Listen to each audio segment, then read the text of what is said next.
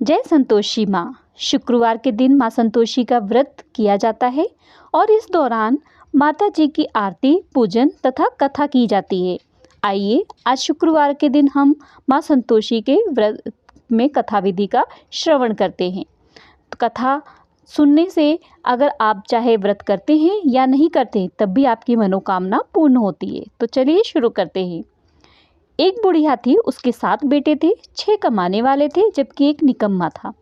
बुढ़िया 6 बेटों की रसोई बनाती, भोजन कराती, उनसे जो कुछ जूठन बचता था वो 7वें को दे देती थी।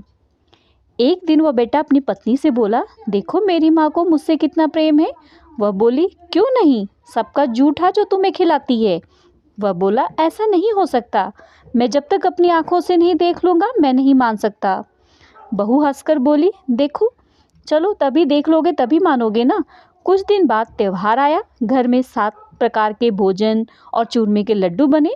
वह जांचने को सिर दुखने का बहाना करा और पतला सा वस्त्र अपने सिर पर ओढ़ा और रसोई घर में सो गया।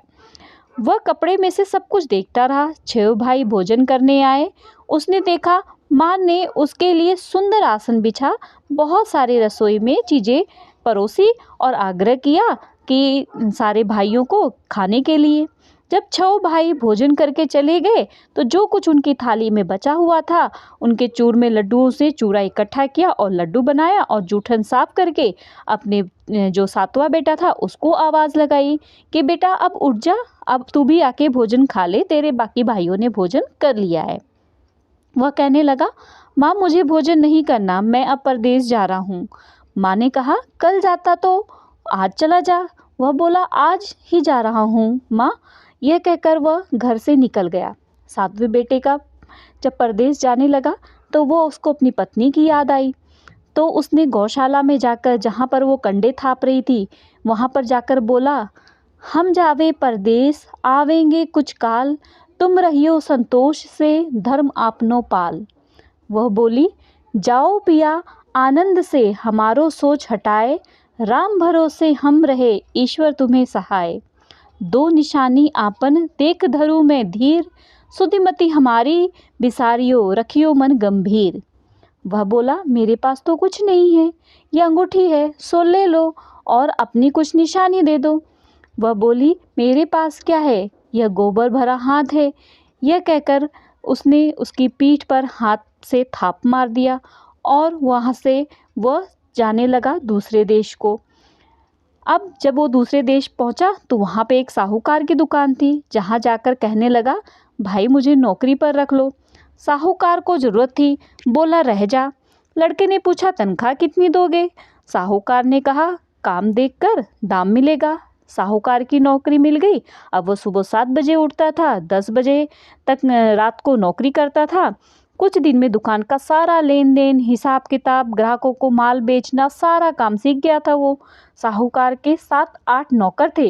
वे सब चक्कर में रह गए कि ये इतना होशियार कैसे बन गया। सेठ ने भी काम देखा और 3 महीने में ही उसे आधे मुनाफे का हिस्सेदार बना दिया। वह कुछ वर्ष में ही नामी सेठ बन गया और मालिक का सारा कारोबार जो है वो संभालने लगा। इधर उसकी पत्नी को सास ससुर दुख देने लगे, सारी गृहस्थी का काम करा के उसे लकड़ी लेने जंगल में भेजते। इस बीच घर में आटे से जो भूसी निकलती उसकी रोटी बनाकर रख देती थी और फूटे नारियल के नारेले में उसको पानी दे देते थे। एक दिन वह लकड़ी लेने जा रही थी। रास्ते में कुछ स्त्रियां संतोषी माता का व्रत करते हुए दिखाई दी। वह वहाँ खड़ी होकर कथा सुनने लगी और पूछने लगी, बहनों तुम किस देवता की पूजा और व्रत कर रही हो और उसे करने से क्या फल मिलता है? यदि तुम इस व्रत का विधान मुझे समझाकर बताओगे तो तुम्हारा बहुत बड़ा एहसान होगा। तब उनमें से एक स्त्री बोली, सुनो, यह संतोषी माता का व्रत है। इसके करने से निर्धनता, दरिद्रता का नाश होता है और जो कुछ मन में कामना हो सब संतोषी माता की कृपा से पूरी होती है। तब उसने उस कथा की विधि पूछी तो उसमें से जो एक भक्तिन थी उसने बोला, 1.25 आने का गुड़ चना लेना, इच्छा हो तो 5.25 आने का लेना या 1.25 रुपये का ही सहूलियत के अनुसार ले लेना, बिना परेशानी और श्रद्धा व प्रेम से जितना भी बन पवे 1.25 लेना। ठीक है। प्रत्येक शुक्रवार को निराहार रहकर कथा सुनाना, इससे बीच में क्रम नहीं टूटना चाहिए। लगातार नियम का पालन करना, सुनने वाला कोई ना मिले तो घी का दीपक जलाकर उसके आग या जल के पात्र को सामने रखकर कथा कहना। ये जब कार्य सिद्ध ना हो तो नियम का पालन करना और कार्य सिद्ध होने के बाद ही व्रत का उद्यापन करना। 3 मास में माता फल पूरा करती है। यदि किसी के ग्रह खोटे भी हो तो माता वर्ष भर के कार्य सिद्ध करती है। फल सिद्ध होने पर ही उद्यापन करना चाहिए, बीच में उद्यापन नहीं करना चाहिए। उद्यापन में 2.5 सेर आटे का खाजा तथा इसी के परिणाम स्वरूप खीर तथा चने का साग बनाना चाहिए। 8 लड़कों को भोजन कराना, जहाँ तक मिले देवर जेठ भाई बंधु रिश्तेदार आस पड़ोस सभी को बुलाकर भोजन कराना, यथाशक्ति उनको दक्षिणा देना, सारे नियम का पालन करना। उस दिन खटाई बिल्कुल नहीं खाना। ये सुनकर जो है बुढ़िया की बहू थी वो चली गई। रास्ते में लकड़ी के बोझ को बेच दिया और उनसे जो भी पैसा मिला उससे गुड़ चना ले माता के व्रत की तैयारी करने लगी। सामने मंदिर देखकर पूछने लगी, ये मंदिर किसका है? सब कहने लगे संतोषी माता का मंदिर है। ये सुनकर माता के मंदिर में जाकर चरणों में लौटने लगी, विनती करने लगी, माँ मैं निपट अज्ञानी हूँ, व्रत में कुछ भी नियम नहीं जानती, मैं दुखी हूँ। हे माता जगत जननी मेरा दुख दूर कर, मैं तेरे शरणों में आई हूँ। माता को दया आई। एक शुक्रवार बीता कि दूसरे को उसके पति का पत्र आया और तीसरे शुक्रवार को उसका भेजा हुआ पैसा पहुंचा। यह देख जेठ जिठानी मुंह सिकोड़ने लगे। लड़के लोग उसको ताना देने लगे, काकी के पास पत्र आने लगे हैं, रुपया आने लगा, अब तो काकी की खातिरदारी होगी। बेचारी सरलता से कहती, भैया कागज आवे रुपया आवे हम सबके लिए अच्छा है। ऐसा कहकर आंखों में आंसू भरकर संतोषी माता के मंदिर में मातेश्वरी के चरणों में गिरकर रोने लगी। माँ मैंने तुमसे पैसा कब मांगा था? मुझे पैसे से क्या काम है? मुझे तो अपने सुहाग से काम है। मैं तो अपने स्वामी के दर्शन मांगती हूँ। तब माता ने प्रसन्न होकर कहा, जा बेटी तेरा स्वामी आएगा। यह सुनकर खुशी से बावली होकर घर में जाकर काम करने लगी। अब संतोषी माँ को विचार करने लगी कि भोली पुत्री को मैंने कह तो दिया तेरा पति आएगा, अब वो आएगा कैसे? उसके लिए मुझे ही उसके सपनों में जाकर उसे याद दिलाना पड़ेगा। तो माता जी फिर उसके पति के सपनों में गई और उसे सपनों में कहा कि तू सोता ही रहेगा कि जागेगा भी? वह कहता है, माता मैं सो नहीं रहा हूँ, मैं जाग ही रहा हूँ, आज्ञा करो। माँ कहने लगी, तेरे घर बार कुछ है कि नहीं है? वह बोला, मेरे पास सब कुछ है, माँ बाप है, बहू है, क्या कमी है? माँ बोली, भोले पुत्र तेरी बहू घोर कष्ट उठा रही है, तेरे माँ बाप उसे परेशानी दे रहे हैं, वह तेरे लिए तरस रही है, तू उसकी सुध ले। वह बोला, हाँ माता जी यह तो मुझे मालूम है, परंतु जाऊं तो कैसे? परदेश की बात है, लेन देन का हिसाब किताब करना है, कोई जाने का रास्ता नहीं है, कैसे चला जाऊं? माँ कहने लगी, मेरी बात सुन, सवेरे नहा धोकर संतोषी माता का नाम ले, घी का दीपक जला, दंडवत कर दुकान पर जा, देखते देखते सारा लेन देन चुक जाएगा, जमा माल बिक जाएगा, सांझ होते होते धन का भारी ढेर लग जाएगा। अब वह बात मानकर वह नहा धोकर संतोषी माता को दंडवत किया, घी का दीपक जलाया और दुकान पर बैठा। थोड़ी देर में जो रुपए का हिसाब किताब लेने वाले थे सभी सामान खरीद कर उसको नगद पैसे देके जाने लगे और शाम को उसके पास धन का अपार ढेर लग गया। मन में माता का नाम लेकर चमत्कार देख प्रसन्न होकर घर के लिए वो अच्छे अच्छे कपड़े गहने सब कुछ खरीदने लगा। यहाँ काम से निपटाकर वो तुरंत घर को रवाना हो गया। उधर उसकी पत्नी जंगल में लकड़ी लेने जाती है, लौटते वक्त माता जी के मंदिर में विश्राम करती है। वह तो उसके प्रतिदिन रुकने का वह स्थान ही समझ लो हो गया था। तो वहाँ पर धूल उड़ने लगी। वह माता जी से पूछती है, हे माता ये धूल कैसे उड़ रही है? माता कहती है, हे पुत्री तेरा पति आ रहा है, अब तू ऐसा कर लकड़ियों के 3 बोझ बना ले, एक नदी के किनारे रख, दूसरा मेरे मंदिर पर और तीसरा अपने सिर पर। तेरे पति को लकड़ियों का गट्ठर देख मोह पैदा होगा और वह यहाँ रुकेगा, नाश्ता पानी खाकर माँ से मिलने जाएगा। तब तू लकड़ियों का बोझ उठाकर जाना और चोकर के गट्ठर में डालकर जोर से आवाज़ लगाना, लो सासू जी लकड़ियों का गट्ठर ले आई हूँ, भूसी की रोटी दो, नारियल के खोबरे में पानी दो, आज कौन सा मेहमान आया है। माताजी से बहुत अच्छा कहकर वह प्रसन्न मन से लकड़ियों का 3 गट्ठर बनाई, एक नदी के किनारे, एक माताजी के मंदिर पर और एक सिर पर रखकर चल पड़ी। सूखी लकड़ी देखकर उसकी जब मुसाफिर आया, उसका पति आया तो उसने सूखी लकड़ियां देखी तो वहाँ पर विश्राम करने लगा, भोजन खा पी कर गाँव की तरफ गया। इसी तरह वहाँ पे जब वो सबसे प्रेम से मिलते हुए गया, फिर उसने जो है अपनी माँ के पास पहुँचा तो उसकी माँ ने उसका आदर सत्कार किया। तभी उसकी जो बहू थी वह पहुंची और आवाज़ देने लगी, लो सासू जी लकड़ियों का गट्ठर लो, भूसी की रोटी दो, आज मेहमान कौन आया है।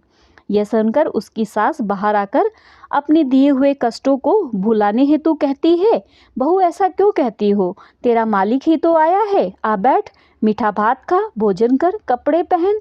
उसकी आवाज़ सुन उसका पति बाहर आया। माँ ने पूछा, माँ से पूछा, माँ ये कौन है। फिर उसने उसके पास अपनी अंगूठी देखी तो उसको पहचाना। माँ बोली, बेटा ये तेरी बहू है, जब से तू गया है तब से सारे गांव में भटकती फिरती है, घर का कोई काम काज नहीं करती है, 4 पहर आकर खा जाती है। वो बोला, ठीक है माँ, मैंने इसे भी देखा है और तुम्हें भी, अब दूसरे घर की चाबी दो, मैं उसमें रहूँगा। माँ बोली, ठीक है, जैसी तेरी मर्जी। तब वह दूसरे मकान की तीसरी मंजिल का कमरा खोला, सारा सामान जमाया, एक दिन में राजा के महल जैसा ठाट बाट बन गया। अब क्या था, बहुत सुख भोगने लगे। इतने में शुक्रवार आया। उसने अपने पति से कहा, बहू ने मुझे संतोषी माता के व्रत का उद्यापन करना है। पति बोला, खुशी से कर लो। वह उद्यापन की तैयारी करने लगी, जिठानी के लड़कों को भोजन के लिए कहने लगी। उन्होंने मंजूर किया, परंतु पीछे से जिठानी ने अपने बच्चों को सिखा दिया, देखो भोजन के समय खटाई मांगना, जिससे उसका उद्यापन पूरा ना हो। लड़के जिमने आए, खीर खाना पेट भर खाया, परंतु बाद में खाते ही कहने लगे, हमें खटाई दो, खीर खाना हमको नहीं भाता, देखकर अरुचि होती है। वह कहने लगी, भाई खटाई किसी को नहीं दी जाएगी, यह तो संतोषी माता का प्रसाद है। लड़के उठ खड़े हुए, बोले, पैसा लाओ। भोली बहू कुछ नहीं जानती थी, उसने पैसा दे दिया। लड़के उसी समय उठे और वहां से जाकर इमली खा लेकर और खाने लगे। ये देखकर बहू पर माता जी का कृपोप, जो उनका प्रकोप था, कोप था, वो बरसने लगा। राजा के दूत आए, उसके पति को पकड़ ले गए। जेठ जेठानी बहुत बोलने लगी कि लूट लूट कर धन इकट्ठा किया था, अब सब मालूम पड़ जाएगा, जब जेल में जाके मार खाएगा। बहू से यह सहन नहीं हुआ, माँ संतोषी से माफ़ी मांगने लगी। वो रोते ही माता जी के मंदिर गई, कहने लगी, हे माता, तुमने क्या किया, हंसाकर हम भक्तों को क्यों रुलाने लगी। माता बोली, बेटी तूने उद्यापन करने में मेरा व्रत भंग किया है।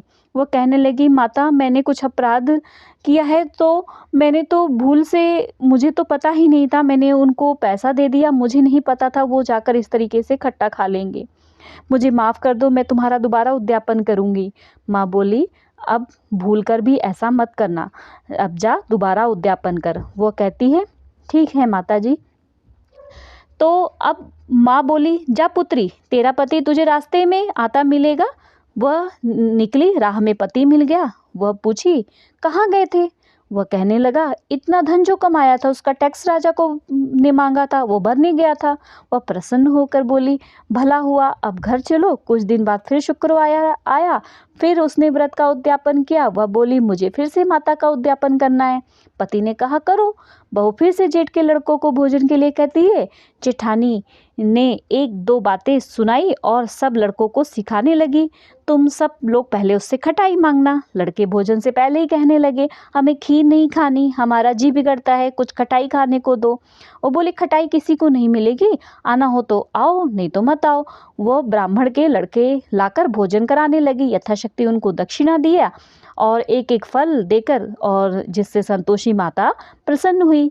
माता की कृपा होते ही 9वें मास में उसके यहाँ चंद्रमा जैसा सुंदर सा पुत्र हुआ। पुत्र को पाकर प्रतिदिन माता जी के मंदिर को जाने लगी।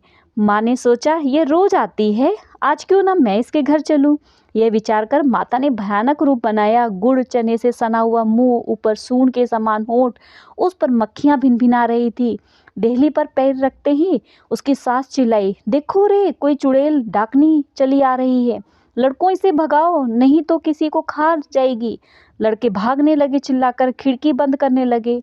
बहू रोशनदान से देख रही थी। वह प्रसन्नता से पागल होकर चिल्लाने लगी, आज मेरी माताजी मेरे घर आई हैं। वह अपने बच्चों के दूध से हटा देती है और इससे उसकी सास जो है वो क्रोध से उसको फटकारने लग जाती है। वह बोली, क्या उतावली हो रही, बच्चे को क्यों पटक रही है। इतने में माँ के प्रताप से लड़के ही लड़के उसको नजर आने लगे। वह बोली, माँ, मैं जिसका व्रत करती हूँ यह वो संतोषी माता है। सबने माता जी के चरण पकड़ लिए और विनती कर कहने लगे, हे माता, हम मूर्ख हैं, अज्ञानी हैं, तुम्हारे व्रत की विधि हम नहीं जानते, व्रत भंग कर हमने बहुत अपराध किया है। जग माता, आप हमारा अपराध क्षमा करो। इस प्रकार माता प्रसन्न हुई, बहू को प्रसन्न होकर फल दिया और जैसा माता जी ने उसको दिया है, माता जी सभी की मनोकामना पूर्ण करें। जो भी कथा सुन रहा है उसकी सारी मनोकामना पूर्ण हो। बोलो जो संतोषी माता की जय।